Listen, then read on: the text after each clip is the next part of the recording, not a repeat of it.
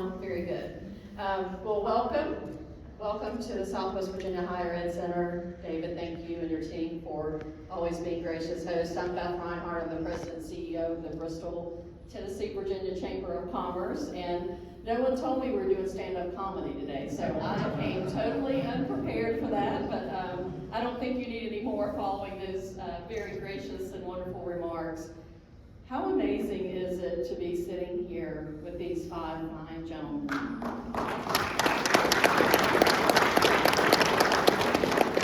And of course, having the governor here in our region is always a delight. It's always impactful. It's always important that we have you, Governor, with us, and that happens often, both our time with you here, but also when we're in Richmond. Very gracious, very knowledgeable, doesn't forget who you are. He meets a lot of people, obviously, in his role, and for that we thank you so much.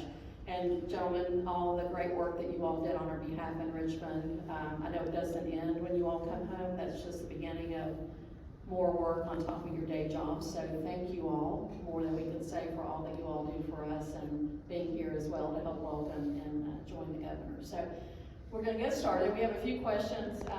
I know the staff has been working with you all to bring some questions in, and let's see if we can. I think, Governor, if it's all right, I'll toss this one to you, and I'll try to take it. To see, great. The goal, obviously, it's a listening session, so he's here to hear from all of us, not just from you all, but from all of us in the room, and to talk a little bit about the economic landscape in Southwest and their thoughts, his and our representatives here, on what we can do better, what we need to be doing moving forward to grow and sustain a strong economy here. So, first question is, what can be done to promote more economic growth in our region? Yeah, that's an easy one, right?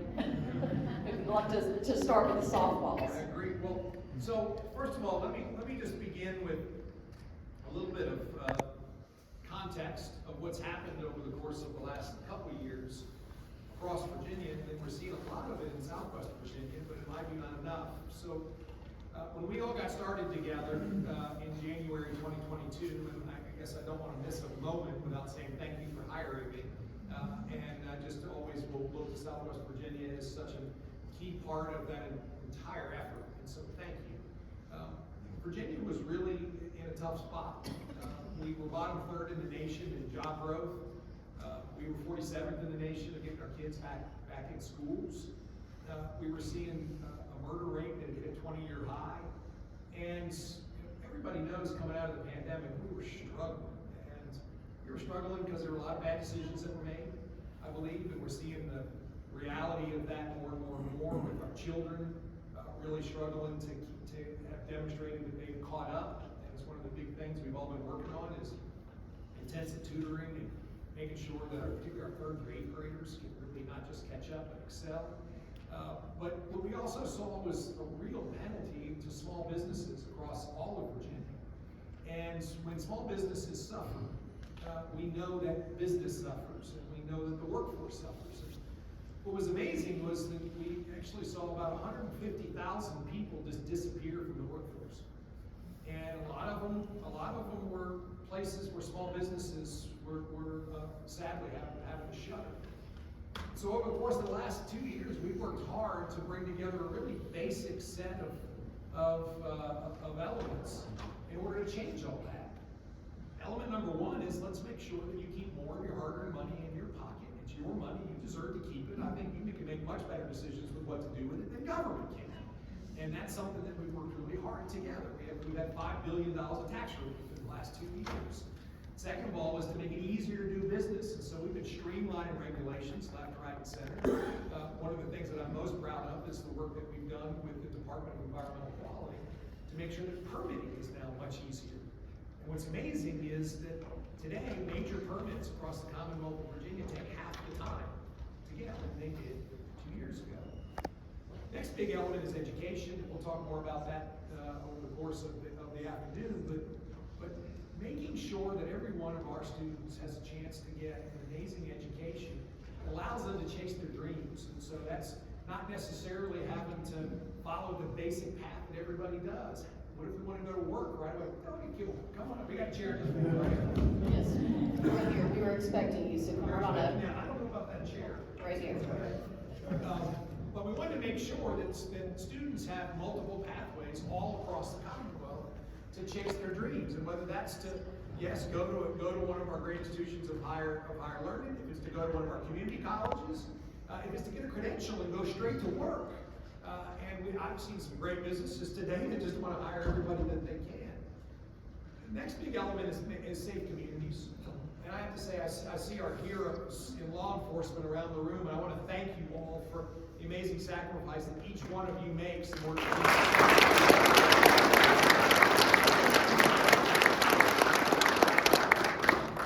I want to thank your families as well. I recognize every single moment you make a decision to put yourself in danger in order to keep others out of it. So thank you.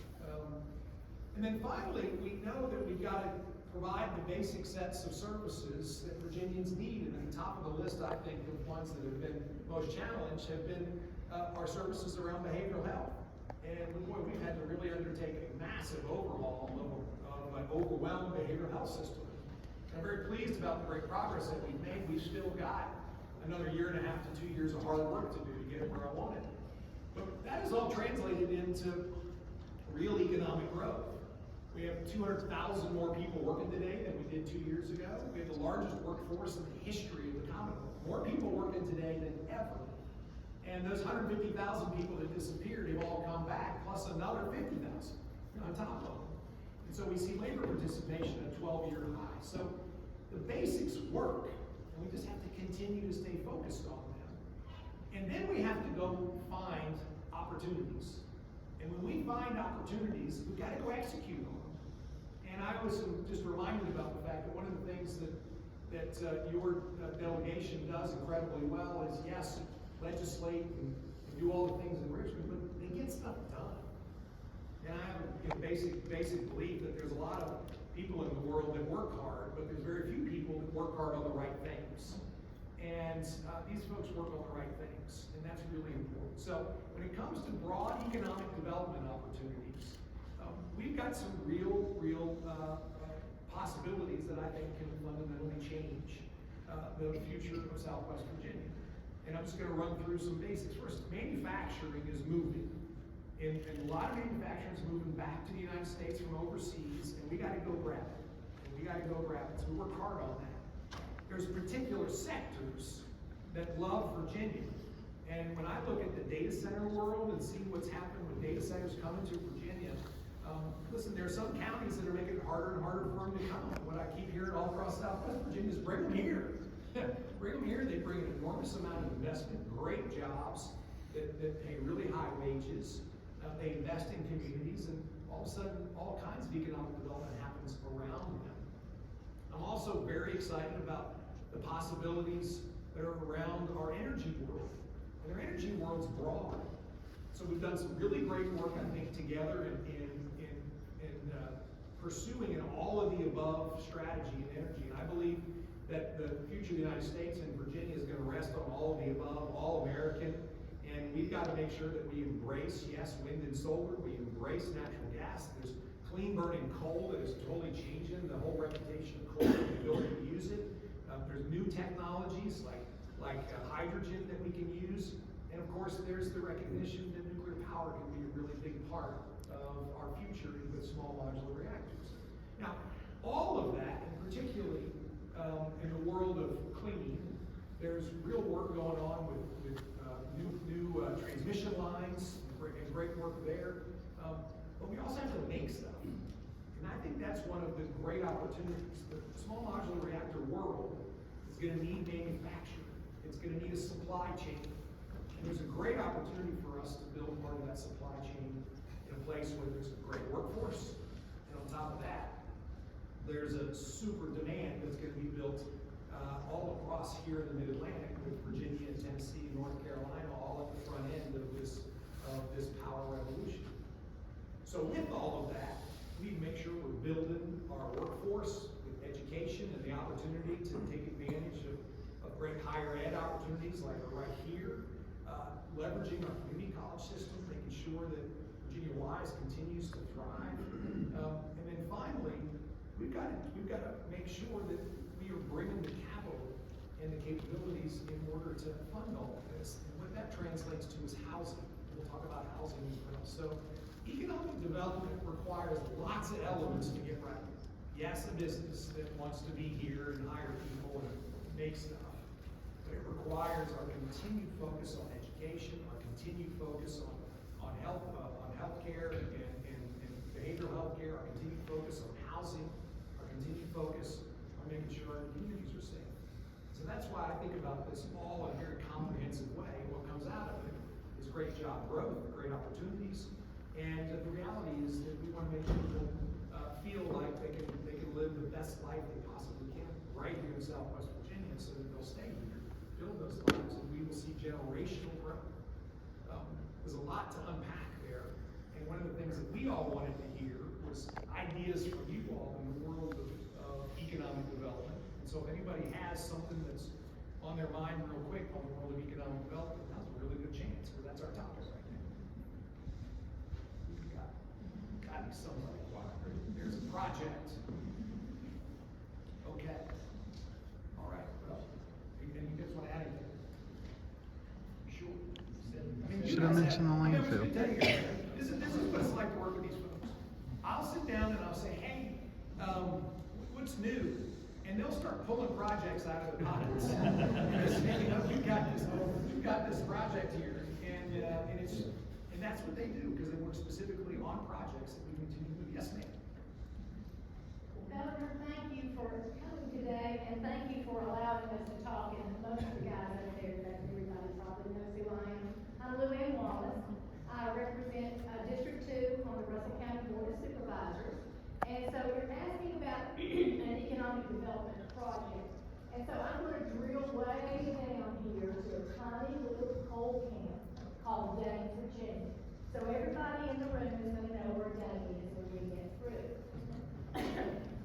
So these are former mine lands and coal lands with buildings that are still standing and infrastructure that is still able to work. And currently on your desk is an industrial revitalization grant for a small, tiny little project in Dane, Virginia called an IRF, but it's about the steam building, and we're asking for money to reinvent that building.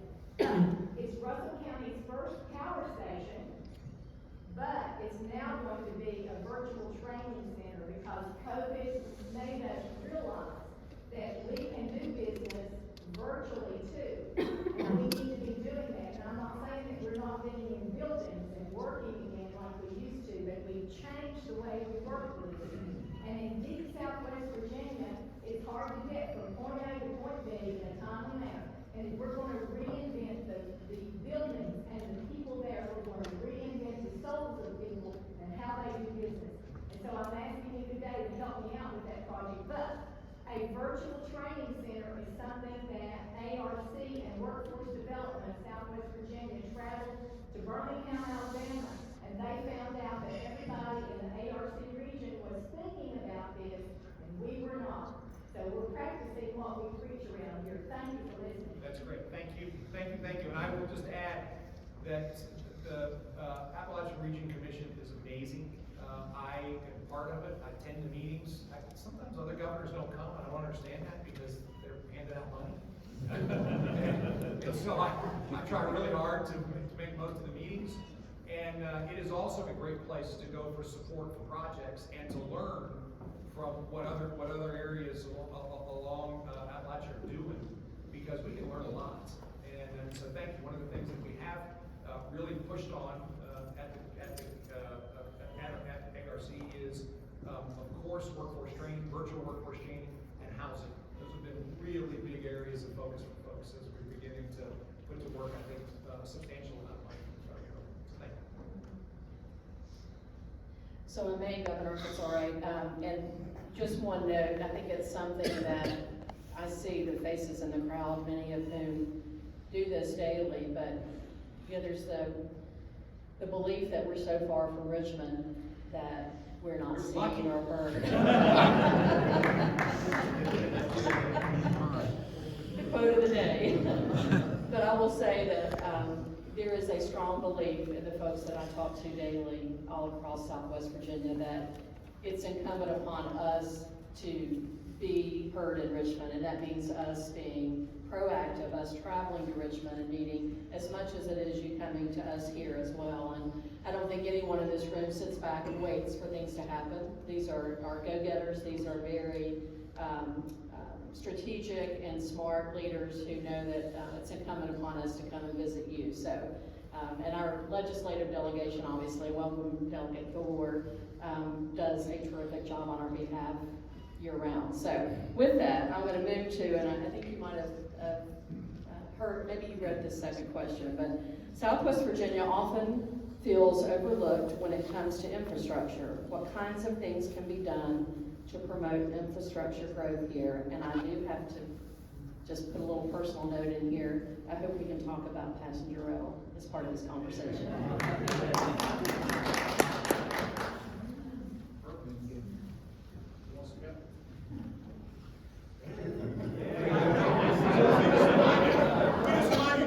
This is a listening session. At some point we'll have a talking session.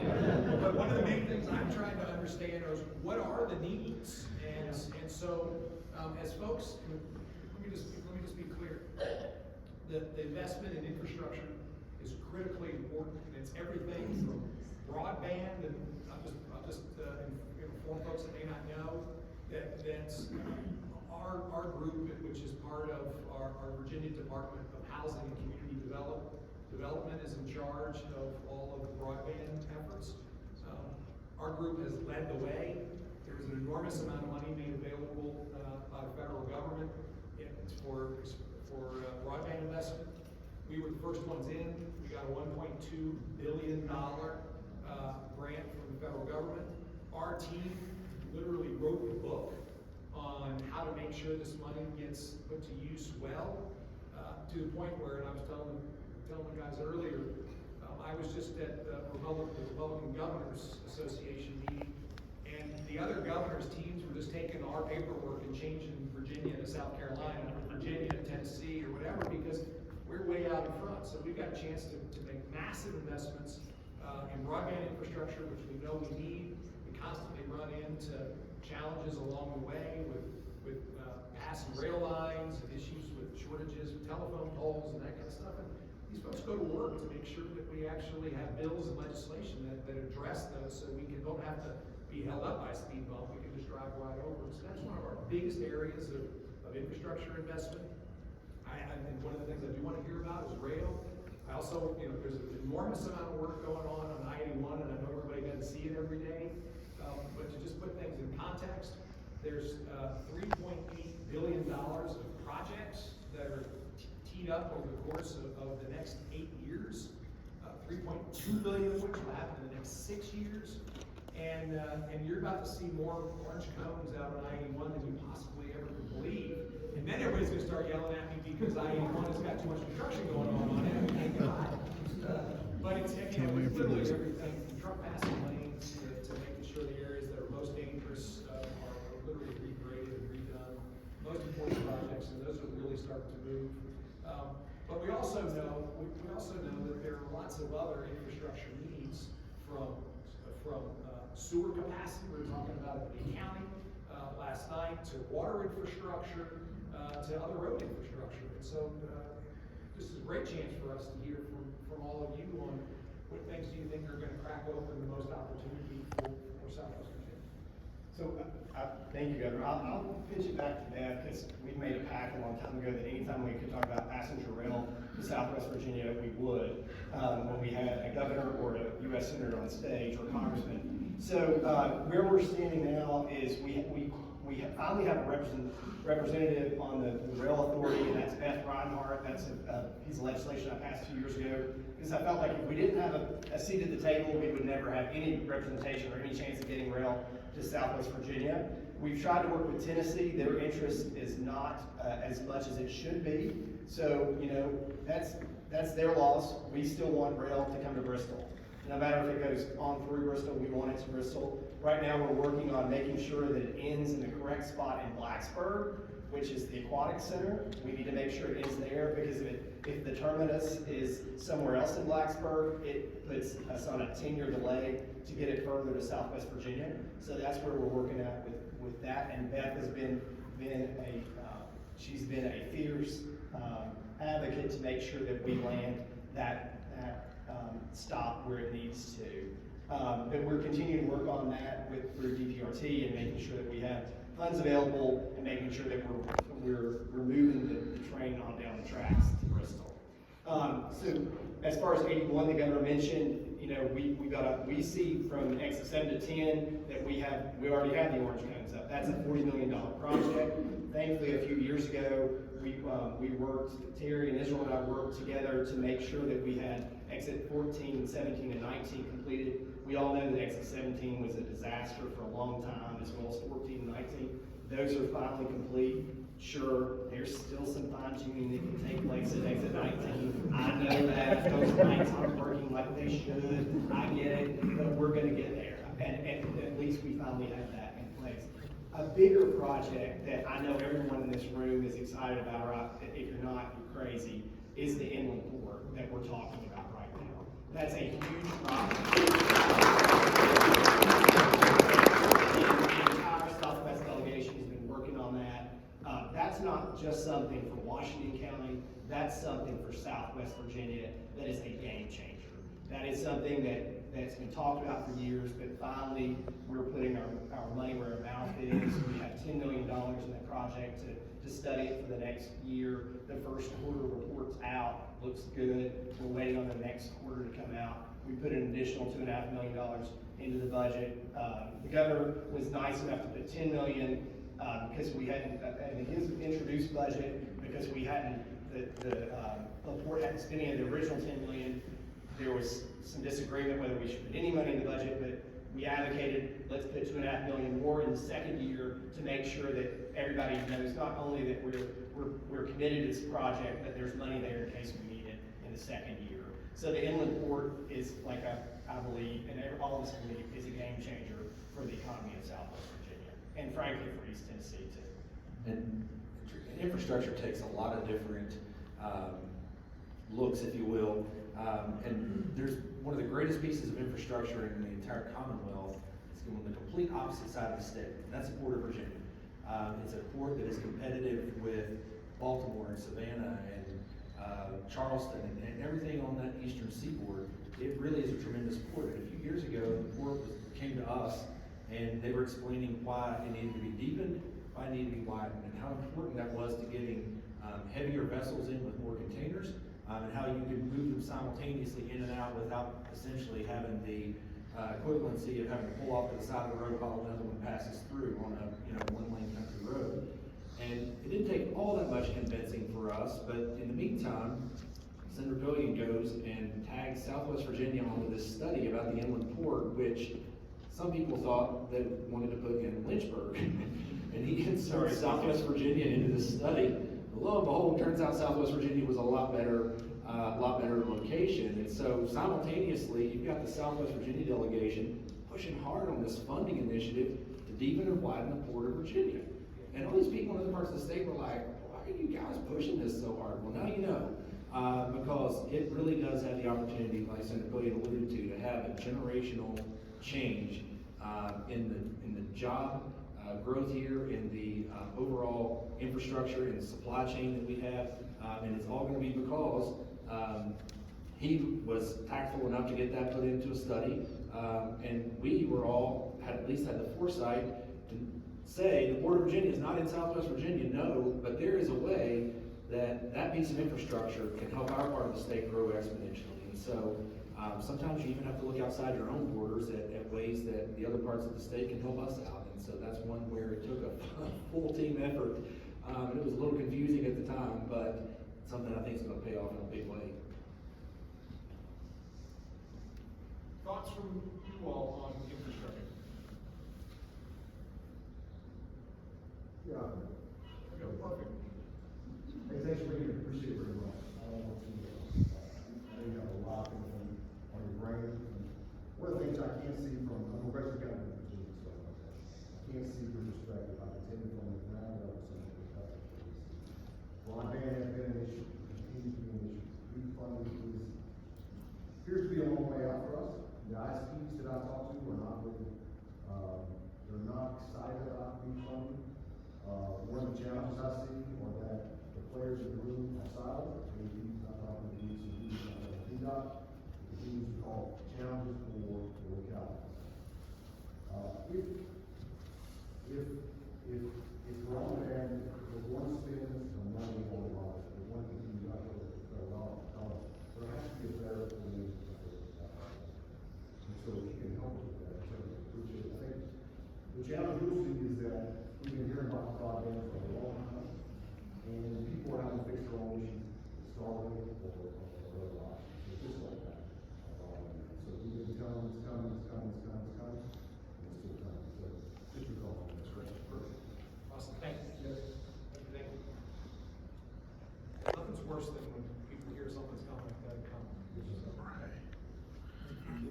Awesome, okay.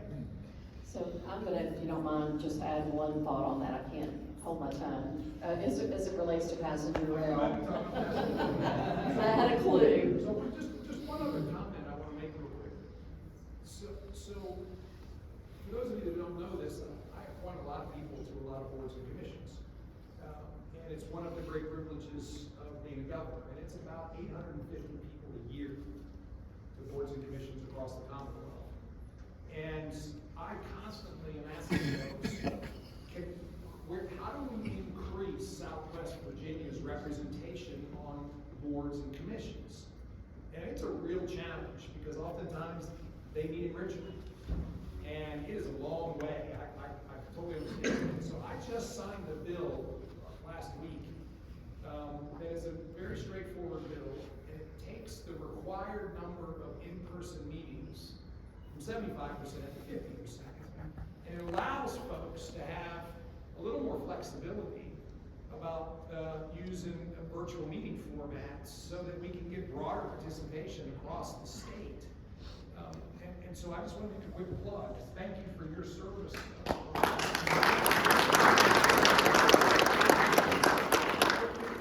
She basically hosts it to Richmond all the time.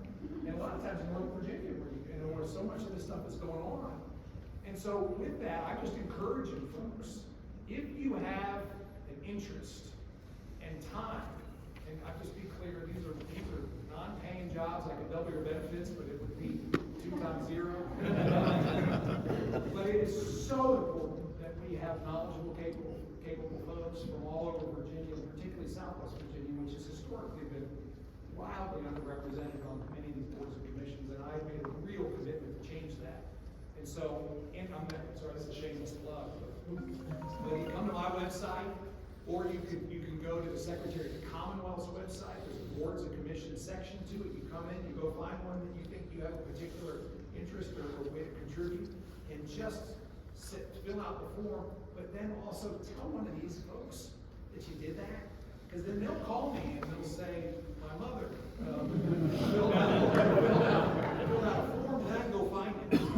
Maybe a lot, that way I can go find it. Anyway, so thank you for that. Sorry, I just am so appreciative of your willingness to serve. No, thank you, and thank you for the confidence that you give to each of us who do serve in those roles to allow us to do that. It is huge, and we don't have a bashful population here in Southwest, so I hope to see more folks stepping up to do that and to taking those opportunities to be heard, so thank you. I will real quickly before I move on just say, and Senator Pillion's work in establishing that has been really important, and he stays integrally involved in that conversation, but you know, if we're talking about Southwest Virginia, we know that passenger rail to our region is going to cost a lot of money, and it's going to take a long time to accomplish that.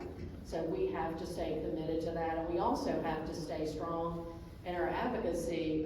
Billions of dollars have been spent across the Commonwealth to expand and enhance and grow passenger rail. Southwest Virginia deserves that same opportunity. So I'll say that loud and proud. So thank you. And I just would add, there's a very specific effort, as Senator Billion said, to make sure that the Blacksburg arrival and departure points are appropriately cited.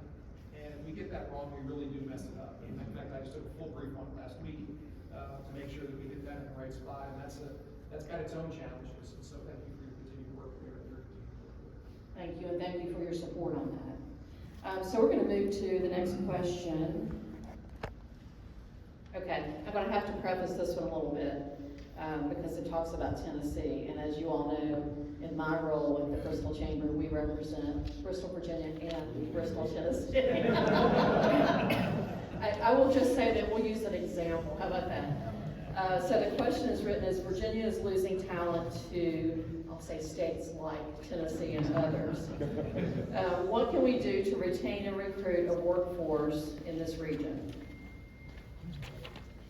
So for those of you that have spent any time with me, I'm about to bore you to death on a topic that I feel passionately about. One of the biggest challenges we've had for a decade in the Commonwealth of Virginia is more people move away to the other 49 states than move to Virginia. And it literally started in 2014. And it's averaged about 15,000 people a year on a net basis move to the other 49 states versus those that move into Virginia. And we know where they're going. Tennessee, North Carolina, South Carolina, Georgia, Florida, Texas. It used to be Arizona, but that's kind of dropped off a bit. And we got to stop this because this is the future of the Commonwealth.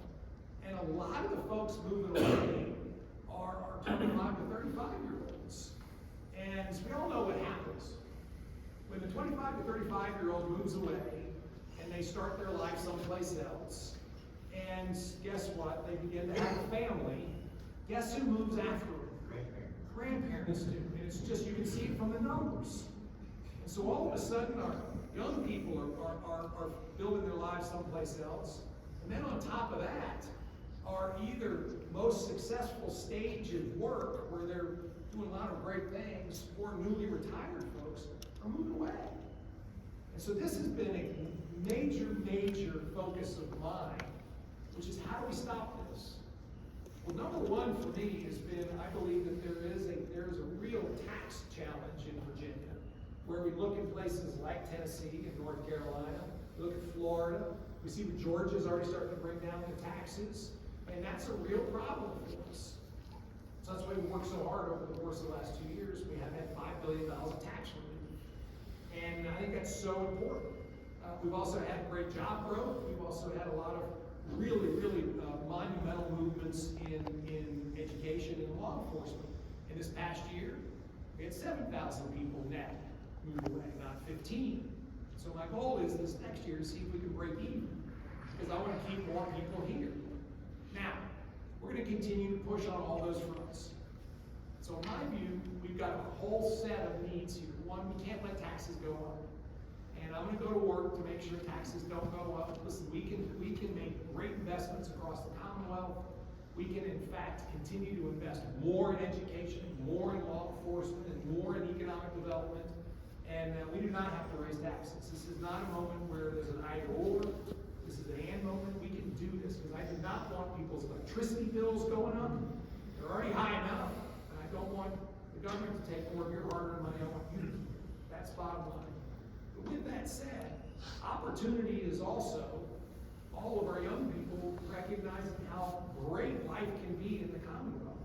And so now that takes us right back to economic development. It takes us right back to making sure that we have great jobs for people, and that we continue to build those companies, those economic development chances, so that Virginians, particularly our youngest Virginians, understand that they can build a great life here. And so I do believe that this talent cycle, which is at the heart of it, great child care for working families, great K-12 education, the opportunity to go straight to work if you choose with a credential that's industry recognized, or you can move on and you can get an associate's degree, or you can move on and get a bachelor's degree, or even something higher than that. You can build a great educational foundation in the Commonwealth. But then we got to keep it. And that means we have to have a lower cost of living, and we have to have great opportunities. And to me, that's where the formula really works. And that's what we're working on. Nothing breaks my heart more than when I meet young people and I say, so what are you doing after you get out of high school?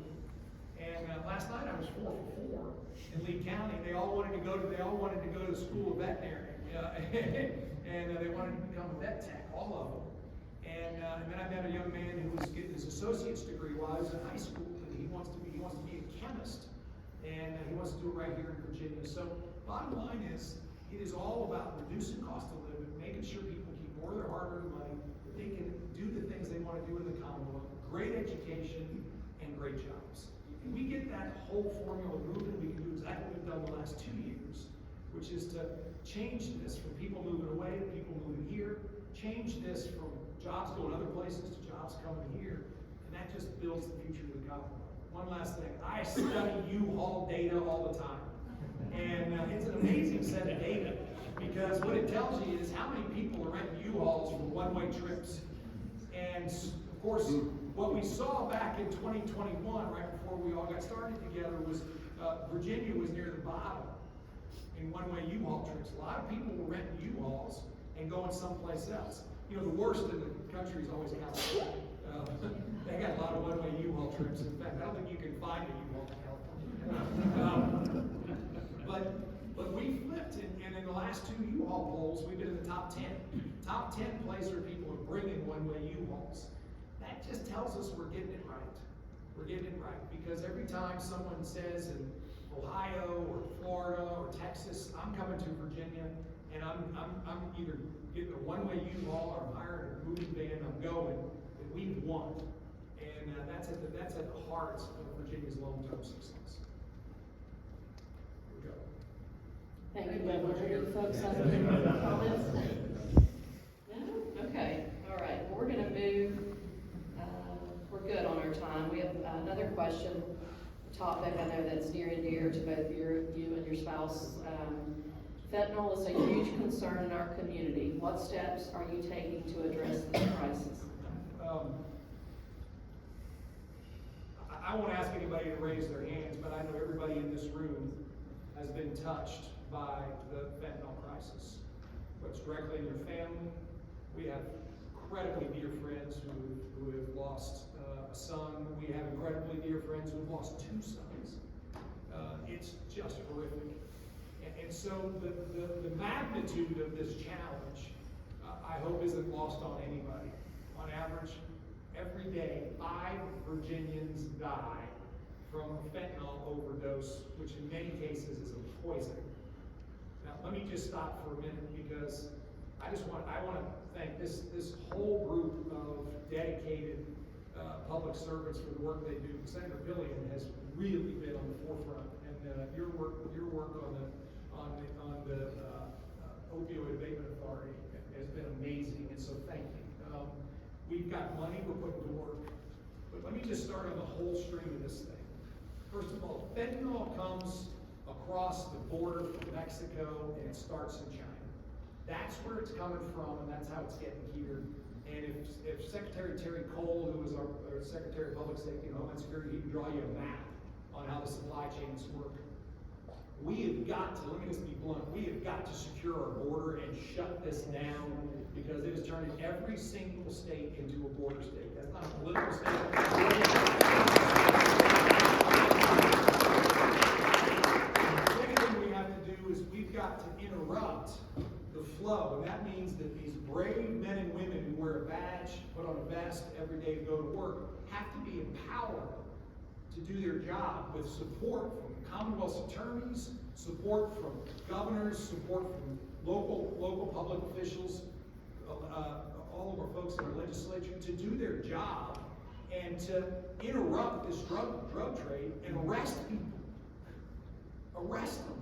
That means we need laws that don't water down the penalties for dealing drugs, but in fact strengthen them. And if you deal drugs in this Commonwealth of Virginia, and the drugs you deal kill somebody, I will continue to introduce this bill every moment that I get, that you should be charged with a felony homicide and you should do a lot of time. We gotta make it hard.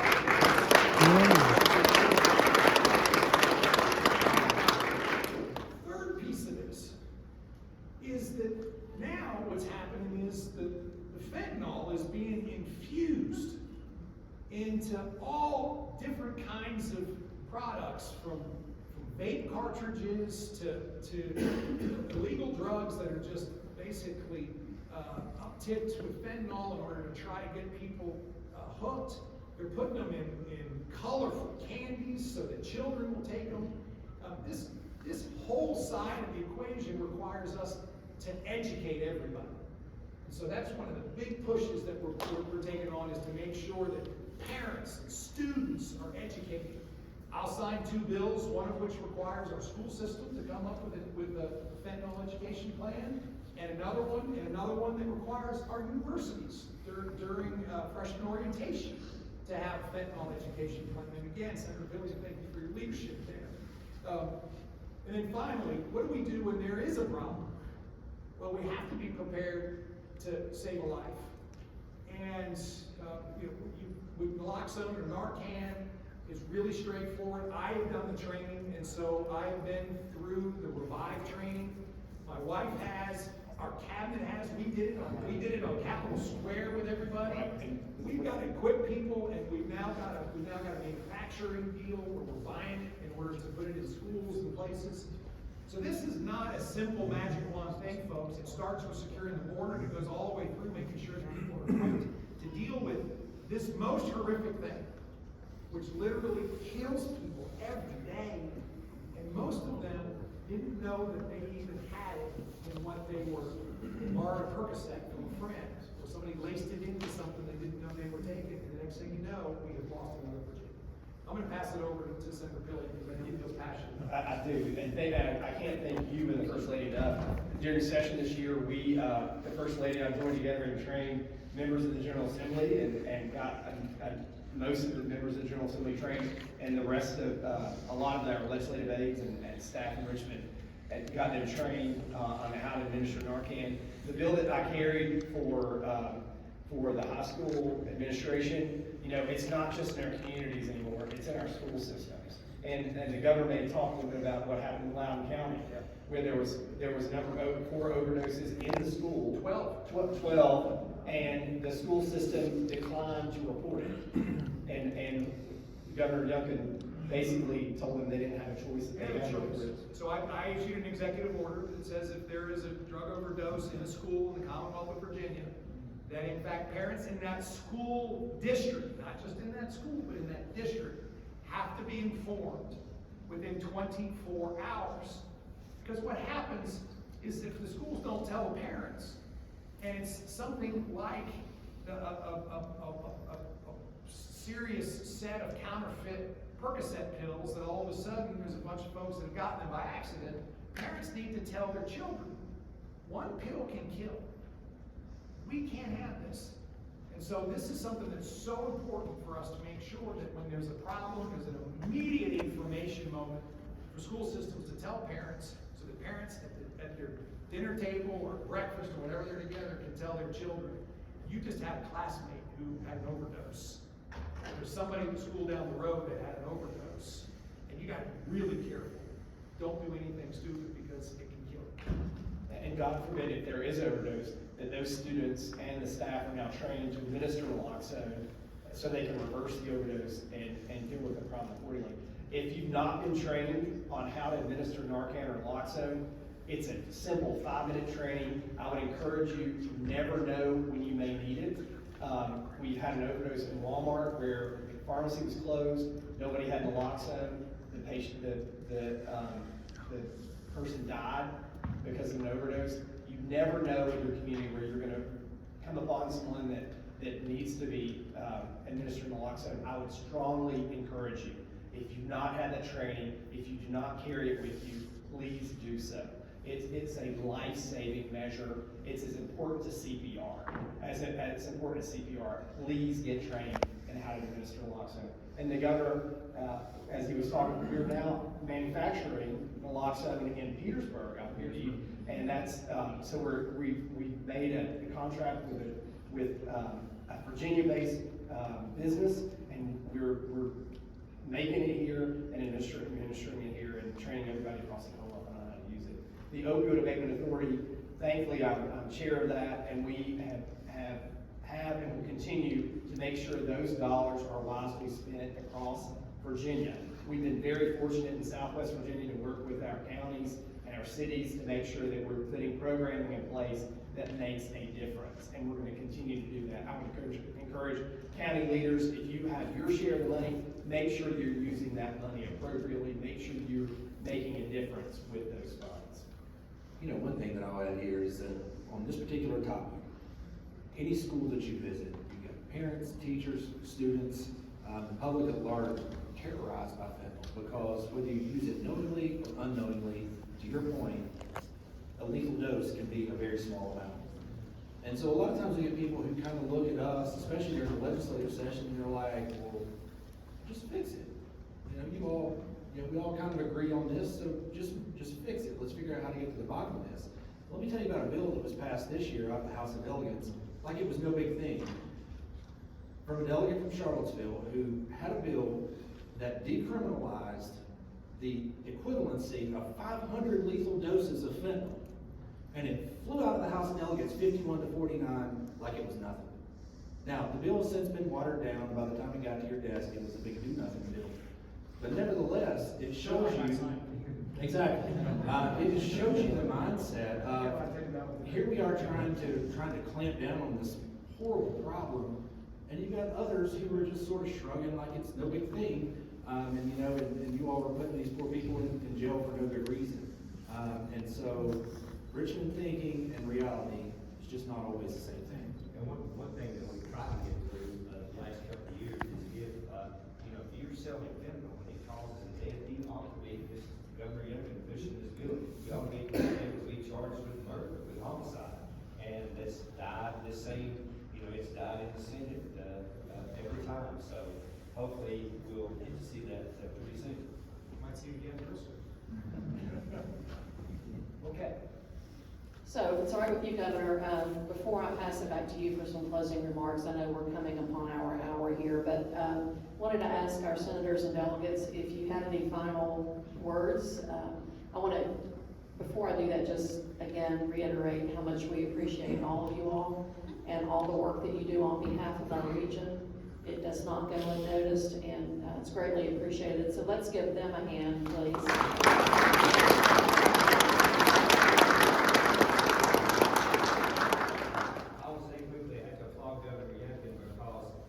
Listening to her coming to Southwest Virginia was, he brought it up. He said, I want to come here, I want to listen, we're going to start focusing on Southwest Virginia.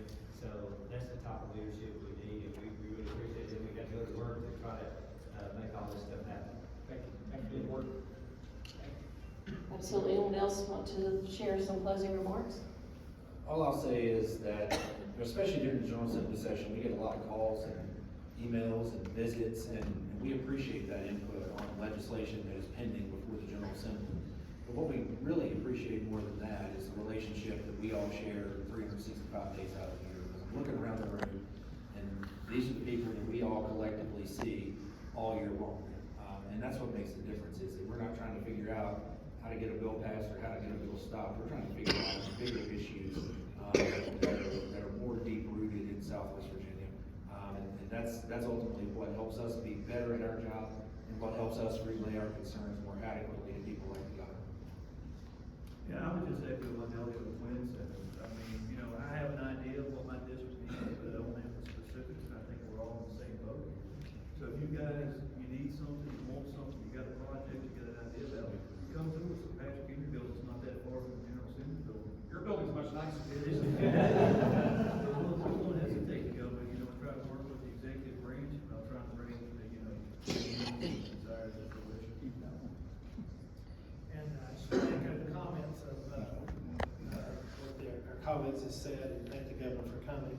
One thing I do want to mention is that the General Assembly passed out a tax plan study that we worked really hard to get through, that basically looks at counties that has had the greatest loss of population, and they are distressed. And it looks at what could you do to reduce the state income taxes? Would that move the needle to keep people from leaving these counties?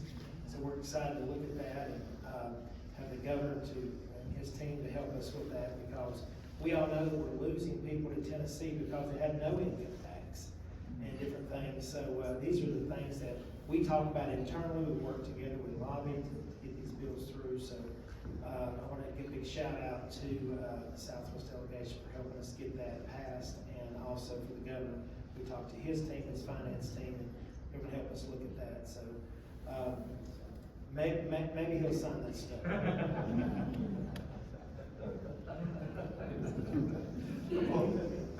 I thank you all for coming, and it's an honor to represent you, and while I may represent the counties of Lee, Scott, Wise, Washington, Dickinson, Buchanan, Russell, the city of Norton, the city of Bristol, exactly. We all represent Southwest Virginia up here. Those lines are kind of invisible when we're in district and when we're in Richmond. We work together as a team, and we will continue to work together as a team to move Southwest Virginia forward. And this is a listening session that is only step one. Am I correct, Governor? This is step one, step two. There are many more steps to follow. Governor Glenn Youngkin is not going to be a stranger to Southwest Virginia this year. Get ready to get used to seeing Governor Youngkin in Southwest Virginia. I can guarantee that. That's a promise he's made to us, and we look forward to seeing you back. Thank you. Thank you.